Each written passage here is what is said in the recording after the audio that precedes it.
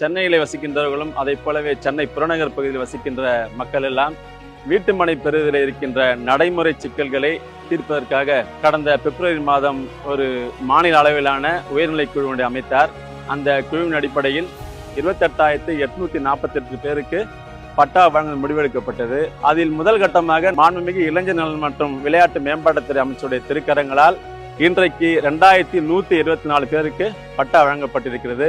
இந்த பட்டா வழங்குவதால் என்ன நன்மை அப்படின்னு பார்த்தீங்கன்னா, அதாவது அரசு நிலங்களை வசித்து வருபவர்கள் அரசு செயல்படுத்திய திட்டங்கள் மூலமாக கிரயங்கள் பெற்றும் கூட, அதாவது பேங்குக்கு போயிட்டு கூட லோன் வாங்க முடியாத சூழ்நிலை, அதே போல தன்னுடைய இடத்தை விற்பனை செய்ய முடியாத சூழ்நிலை, அல்லது தன்னுடைய இடத்திற்கு ஒரு திட்ட அனுமதியை கூட பெற முடியாத சூழ்நிலையில் தான் மக்கள் வசித்து கொண்டு வந்தார்கள். இன்றைக்கு மாண்புமிகு தமிழ்நாடு முதலமைச்சர் அவர்கள் வகுத்தளித்த திட்டத்தின் அடிப்படையில் இன்றைக்கு அவர்கள்